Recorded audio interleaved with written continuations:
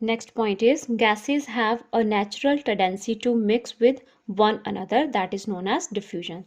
Underline the definition of diffusion. It is the process of gradual mixing of two substances kept in contact by molecular motion. Now let's understand this. Suppose we have filled chlorine gas in this container, and if we open this container, then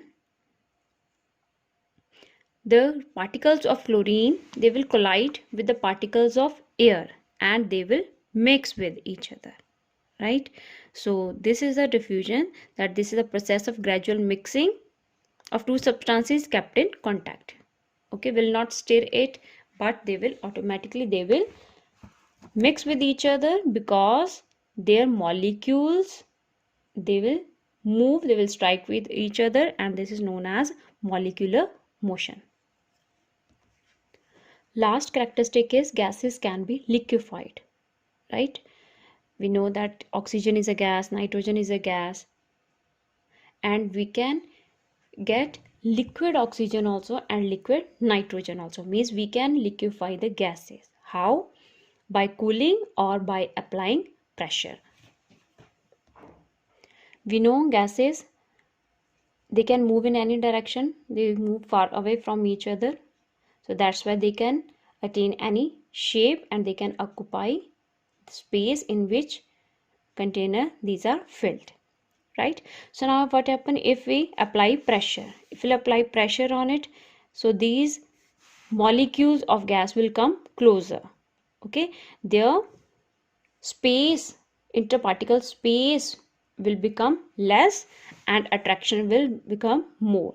So that state of matter in which particle is less as compared to gases and attraction is more, and that state is liquid, right? So if we apply pressure on the gas, the particles will come closer and its state will change to liquid, right? And if we give cooling, means if we give low temperature, the same thing will happen. The particles, they will come closer and gas will change to liquid. Okay, so we can liquefy the gases by applying pressure or by cooling the gases. Now what we have observed in the behavior and characteristic properties of the gases, that mainly we study about three things, that pressure, temperature and volume. These three are interrelated. How? This is a container in which gas is filled. If we apply pressure on it, okay, so what will happen? The volume will decrease. So with the increase in the pressure, volume will decrease. If we increase temperature, again the particles will move far away from each other, they will get more kinetic energy and they will occupy more space. Means if we increase temperature, volume will also increase, and if we decrease the temperature, then these molecules will come closer, so they will occupy less space, so they will have less volume. So if we decrease the temperature, volume will also decrease, right? So if we remove that pressure, means if we decrease the pressure, if we reduce the pressure, again volume will also increase, right? So this, in this chapter, the study of gas laws, we will study about these things, that how volume changes with increase or decrease in temperature. Okay, so volume changes with increase or decrease in temperature or pressure, and all the gases, they behave same under same conditions. With conditions? Same temperature and with same pressure. Under same temperature and same pressure, gases behave same. Okay, so in this study of gas laws, we'll study the behavior of a gas under known conditions of pressure, volume and temperature. At page number 116, units of volume, temperature and pressure are given, so you can learn these from this page number 116. In our syllabus there are two laws, Boyle's law and Charles law. So both the laws are very, very important. Okay, their definition, mathematical expression, and graphical verification. These things, three things of both the laws are very, very important. Okay, so first law is Boyle's law. So now what is the statement? What is the definition of Boyle's law? The volume of a given mass of a dry gas is inversely proportional to its pressure at constant temperature. Now we have discussed that if we change one thing, pressure and temperature, then volume will automatically change. Okay, so when we study about the gas laws, then out of these two, temperature and pressure, one thing we have to keep always constant. Okay, if we'll change both, then we cannot identify the exact volume because it will vary, right? So Boyle's law state that if we at constant temperature, means Boyle's law, in Boyle's law we are keeping the temperature constant, and we'll find the relation between pressure and volume. Okay, so now let's understand its definition. Volume of a given mass, the mass should be particular, means we cannot vary the, if we are taking in one container ammonia gas, in another container we are taking chlorine gas, we are taking different gases, and we want to observe that whether they behave similar or not, then we have to take the mass of that gas equal. Okay, if we are taking 20 cc of oxygen gas, then we have to take 20 cc of chlorine gas. That's mean given mass, that mass should be fixed of a dry gas.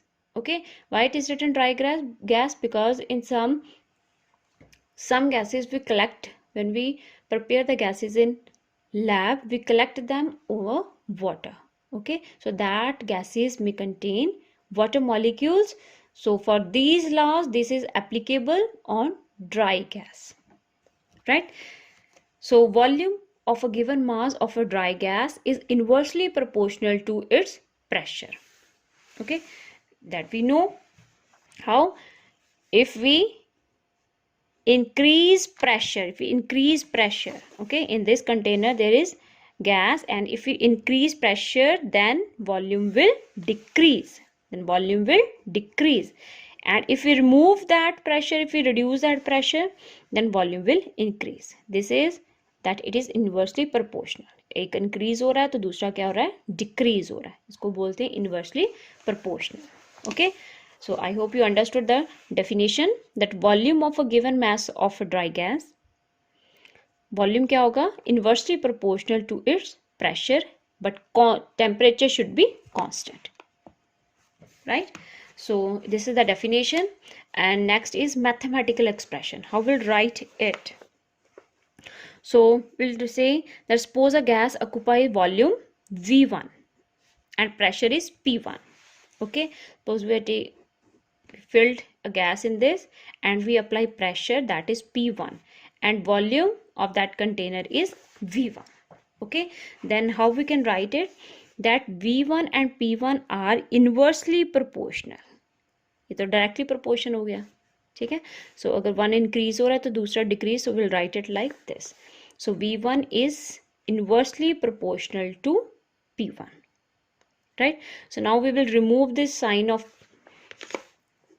by using constant K. Okay, what we have done in this step, only we remove this sign by using constant K, right? So now if we cross multiply it, so it will become P1 V1 is equal to K, right? Suppose in another container we have filled gas and the volume of that is V2 and we applied the pressure P2. Okay, means we have taken the different reason. For that gas also, the volume will be inversely proportional to the pressure applied on that gas. Okay, this means for any gas, this relation will be same, that volume will be inversely proportional to pressure. Again remove this sign. by using constant K and cross multiply P2 V2 is equal to K. This will come. So we have two these equations. This is equation number 1 and इसको number देते हैं 2. So from 1 and 2, P1 V1 is equal to K, P2 V2 is equal to K. So from 1 and 2 we can write P1 V1 is equal to P2 V2, and this is the mathematical expression of Boyle's law, and this relation we will use in the numericals. In the graphical verification of Boyle's law, you have to learn that we will draw the graphs V versus 1 upon P, V versus P, and PV versus P. PV means product of pressure and volume versus pressure. Okay. So in this first graph, we take 1 upon P on this axis and V y axis. Right. And no need to write the readings. Only you have to remember that V versus 1 upon P is, this graph is a straight line passing through the origin. Right. Only this much you have to draw. And in second, that is V, volume versus pressure, it will come hyperbolic. Okay, only you have to draw this one. If you don't write the readings in this, that doesn't matter. Third is PV versus P. Okay, so PV versus P, pressure will take on this axis and PV on y axis, and it is the straight line parallel to the pressure axis. Okay, so only this thing you have to remember. No need to write the readings in these graphs. Okay, but you have to remember that first is straight line passing through the origin, second is hyperbolic, and third one is parallel to the pressure axis.